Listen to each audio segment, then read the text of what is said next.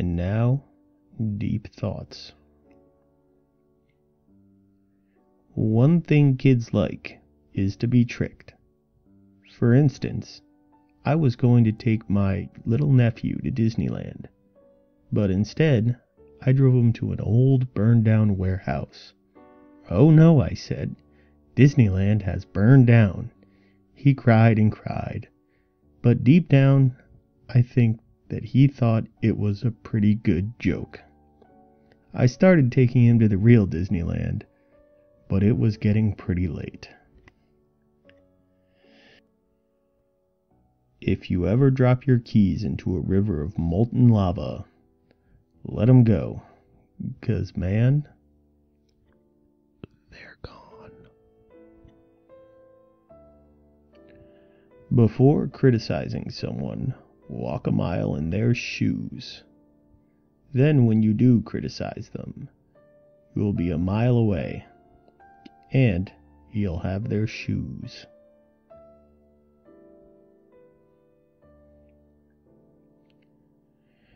Dad always thought laughter was the best medicine, which I guess is why several of us died of tuberculosis. I think in one of my previous lives, I was a mighty king. Because I like it when people do what I say. I think one way police departments could make some money would be to hold a yard sale for murder weapons. Many people, for example, could probably use a cheap ice pick. I think a mistake a lot of us make is thinking the state-appointed psychiatrist is our friend.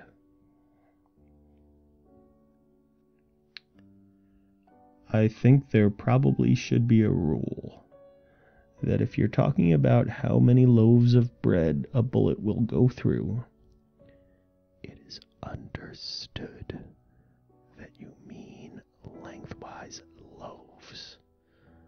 Otherwise, it makes no sense.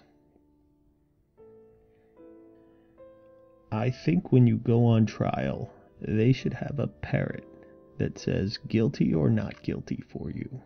You know, as kind of a courtesy. I wish a robot would get elected president. That way, when he came to town, we could all take a shot at him and not feel too bad. I wish everyone would have an electronic thing implanted in our heads that would give us a shock whenever we did something to disobey the president. Then, somehow, I get myself elected president. I wish I could shrink down to the size of an ant, and maybe there would be thousands of people shrunken down to ant size, and we would all get together and dig tunnels down into the ground and live there. But don't ever call us ants, because we hate that. I wish I had a kryptonite cross, because then you could keep both Dracula and Superman away. I wish I lived in the old West days, because I'd save up all my money for about 20 years or so I could buy a solid gold pick. Then I'd go out west digging for gold, and when someone came up to me and asked, "What are you doing?" I'd say, "Looking for gold." Then he'd say, "Your pick is gold." And I'd say, "Well, that was easy. Good joke, huh?" I wish I lived on a planet that had 2 suns. Regular sun and the rogue sun. That way, when somebody asked me what time, I'd say, "Regular time And they'd say, yeah. And I'd say, sorry, all I have is rogue time. It'd be fun to be a stuck-up rogue time guy. I wish scientists would come up with a way to make dogs a lot bigger, but with smaller heads. That way, they'd still be good as watchdogs, but they wouldn't eat as much. I'd like to see a nature film where an eagle swoops down and pulls a fish out of a lake. And then maybe he's flying along low to the ground, and the fish pulls a worm out of the ground. Now that's a documentary. I'm telling you, just attach a big parachute to the plane itself. Is anyone listening to me? I'm just guessing, but probably one of the early signs that your radar scope is wearing out is something I like to call image fuzz out. But I've never even seen a radar scope, so I wouldn't totally go by what I just said here. If any man says he hates war more than I do, he better have a knife. That's all I have to say. If I come back as a horsefly, I think my favorite thing to do would be to land on someone's lip. Even if they smash you, ick, you're all over their lip. If I had to sit down and write a thank you note for everyone who sent me a nice expensive present, what a wonderful world that would be.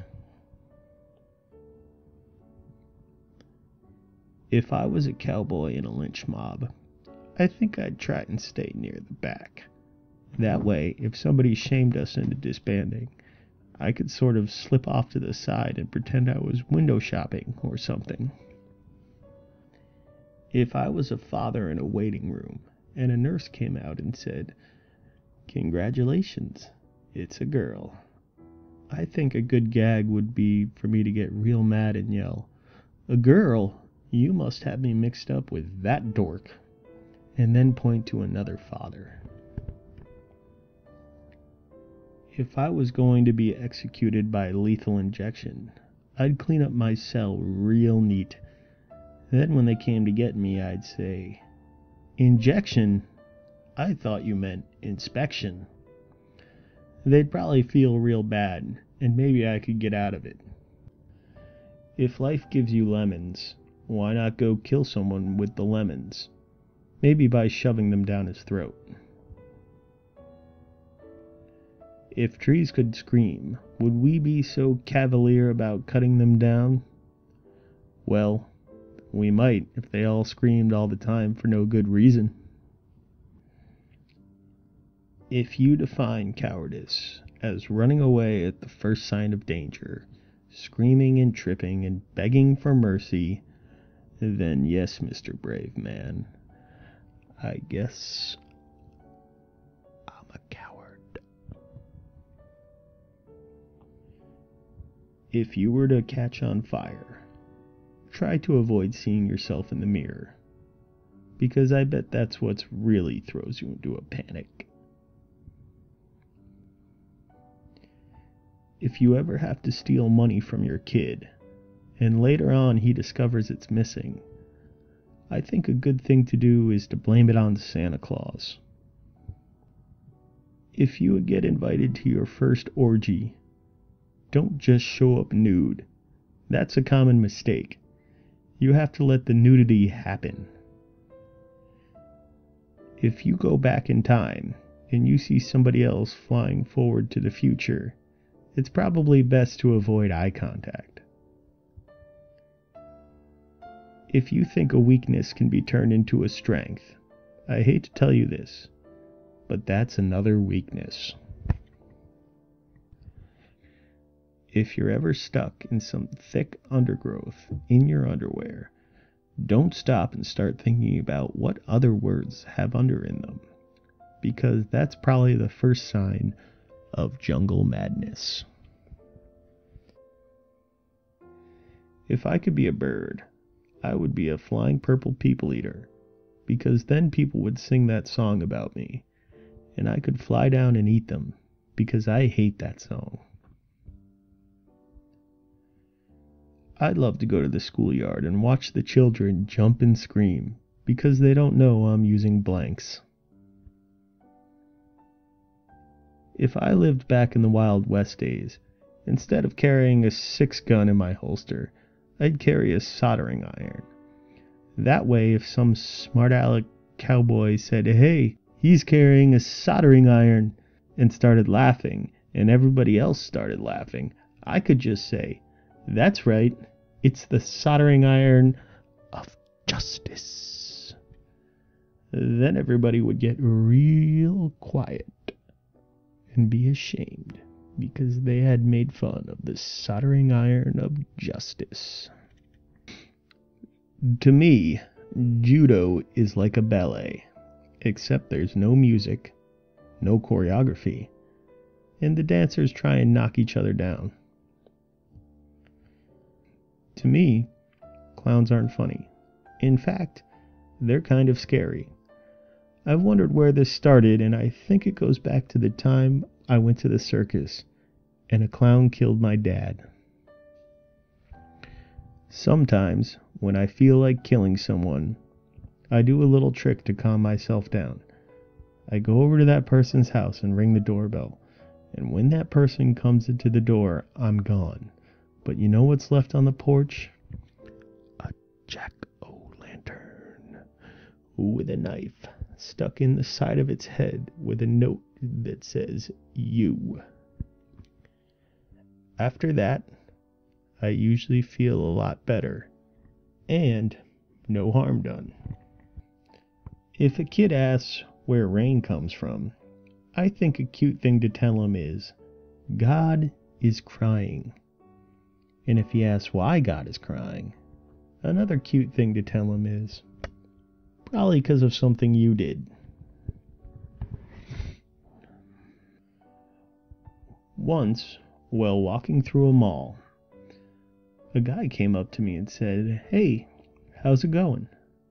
So I grabbed his arm and twisted it up behind his head and said, "Now who's asking the questions?" To me, it's a good idea to always carry 2 sacks of something whenever you walk around. That way, if anybody says, "Hey, can you give me a hand?" you can say, "Sorry, I got these sacks." If you're robbing a bank and your pants fall down, I think it's okay to laugh and let the hostages laugh too, because, come on, man, life is funny. Sometimes I think I'd be better off dead. No, wait, not me, you. If they ever came up with swashbuckling school, I bet one of the courses should be laughing, then jumping off something.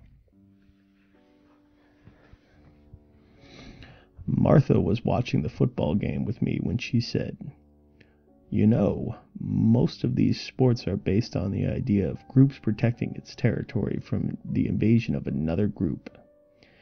"Yeah," I said, trying not to laugh. "Girls are funny."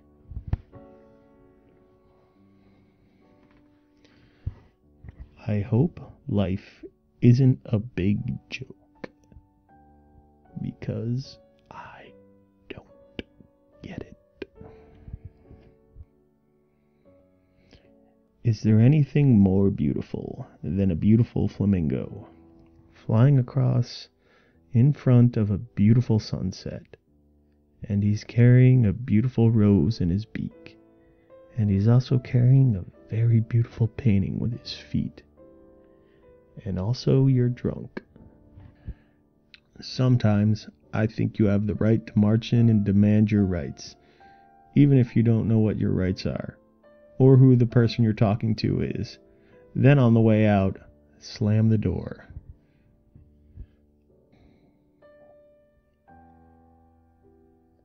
A man doesn't automatically get my respect.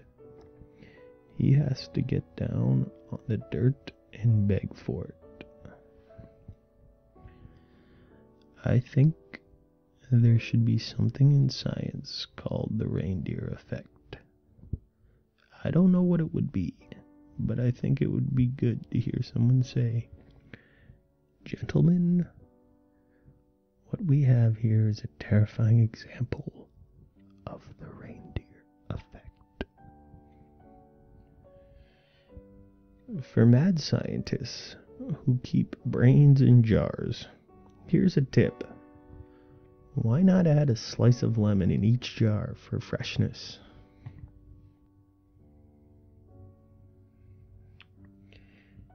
He was the kind of man who was not ashamed to show affection. I guess that's what I hated about him. It makes me mad when people say I turned and ran like a scared rabbit. Maybe it was like an angry rabbit who was going to fight in another fight away from the first fight. Why do the caterpillar and the ant have to be enemies? One eats leaves and the other eats caterpillars. Oh, I see now. What am I afraid of? I'll tell you. A feather. That's right, a feather. How could anybody be afraid of a feather, you say? That's an honest question, and I'll try and give you an honest answer. First of all, did I say it wasn't a poison feather?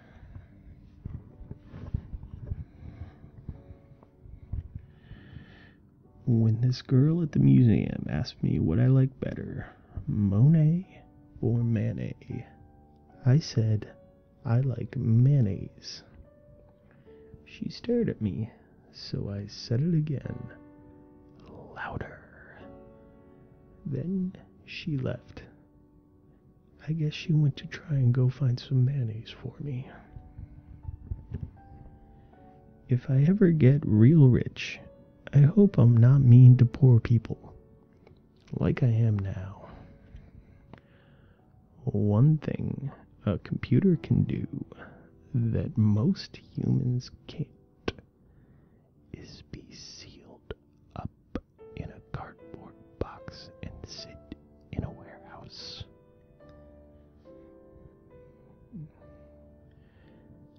How come the dove gets to be the peace symbol? How about the pillow? It has more feathers than the dove, and it doesn't have that dangerous beak. I can picture, in my mind, a world without war. A world without hate. And I can picture us attacking that world because they never expect it.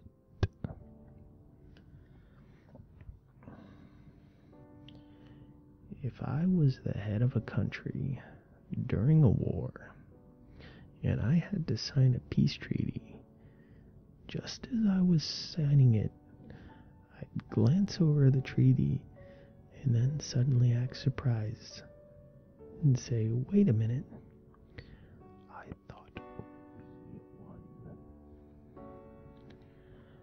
I remember when I was in the army, we had the toughest drill sergeant in the world. He'd get right up in your face and yell, and if you didn't have the right answers, mister, you'd be peeling potatoes or changing the latrine. Hey, Wait a minute. I wasn't in the army. Who was that guy? I think my new thing will be to try and be a real happy guy. I'll just walk around being all real happy until some jerk says something stupid to me. Here's a good trick. Get a job as a judge in the Olympics. Then, if some guy sets a world record, pretend that you didn't see it and go, okay, is everybody ready to start now?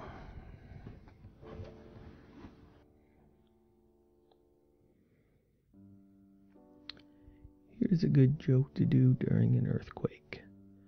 Straddle a big crack in the ground. If it opens wider, go, whoa, whoa, and flail your arms around like you're going to fall in.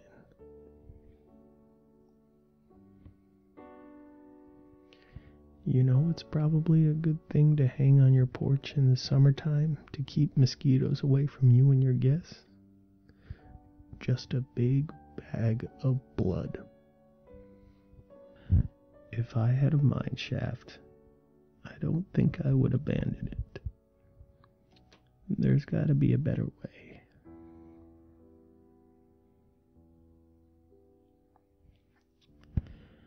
I hope someday we will be able to put away our fears and prejudice and just laugh at people.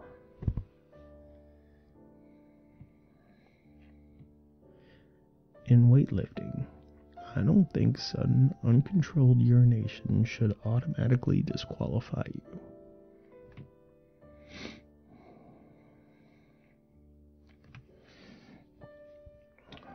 I hope that after I die, people will say this of me. That guy sure owed me a lot of money. When I was a child, there were times when we had to entertain ourselves. And usually the best way to do that was turn on the TV.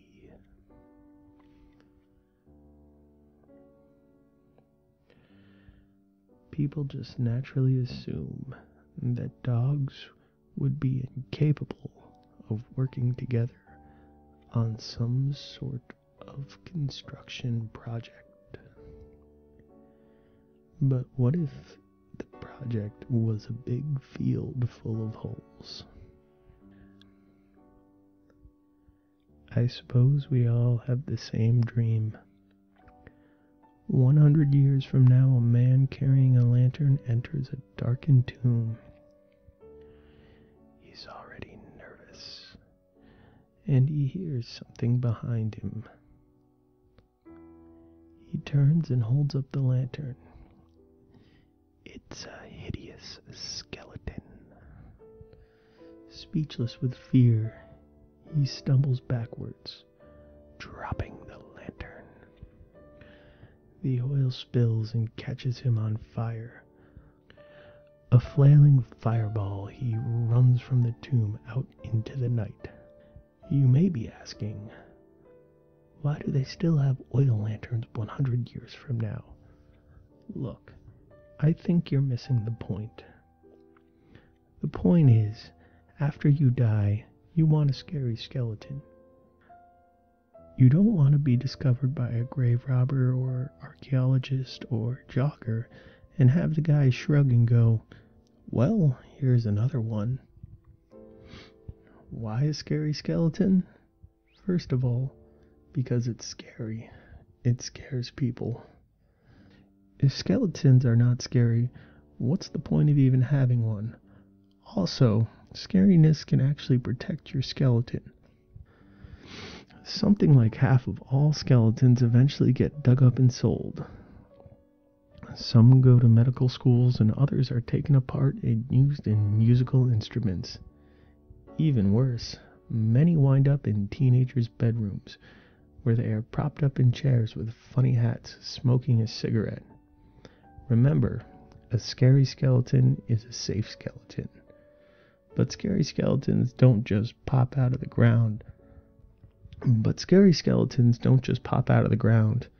And if they do, a lot of planning was involved. Some people make the mistake of thinking that just because they're hideous in life, their skeleton will also be hideous. Unfortunately, that's a myth. There is no easy skeletons. Probably the most obvious way to make your skeleton scarier would be to distort your bones into grotesque shapes while you are still alive using several heavy vices and clamps. But this is not as easy as it sounds. You may just end up with an expensive set of clamps. The truth is, the time to consider this is probably when you're young and your bones are pliable. But most people don't even think about their skeleton then. They're too busy going, "Oh, let's play hide and seek. Oh, where's my dolly?" An easier alternative might be to have your eyeballs injected with some sort of preservative after you're dead. That way your skeleton will have intact eyeballs, which is very scary. You may be wondering, in addition to the preservatives, if some sort of insect larvae could be injected into your eyes so that worms or whatever could wiggle out. I think that maybe you're overthinking it. The odds of that happening at the exact right moment are almost nil. To me, the best ideas are simple. This guy I just met in a bar said, "Bury the body with a knife in its hand." A skeleton holding a knife is pretty scary. But wouldn't the knife just fall out of the guy's hand by the time he turned into a skeleton? Said some other guy. But then the bartender said, you could secure the knife with some wing nuts. Simple, clean, scary. It will probably take Congress to deal with some issues, such as if a skeleton should be allowed to have a loaded gun. On one hand, an armed skeleton is scary, no doubt. But what if a dog digs up your skeleton? Even if the dog doesn't get shot, it could drag around the skeleton as it fires randomly in all directions, and no one wants to see that. I wish there was a magic formula for producing a scary skeleton. A lot of time it comes down to common sense. A terrifying skeleton that instantly crumbles into dust, but then the dust is blown away by a special fan that runs on solar power.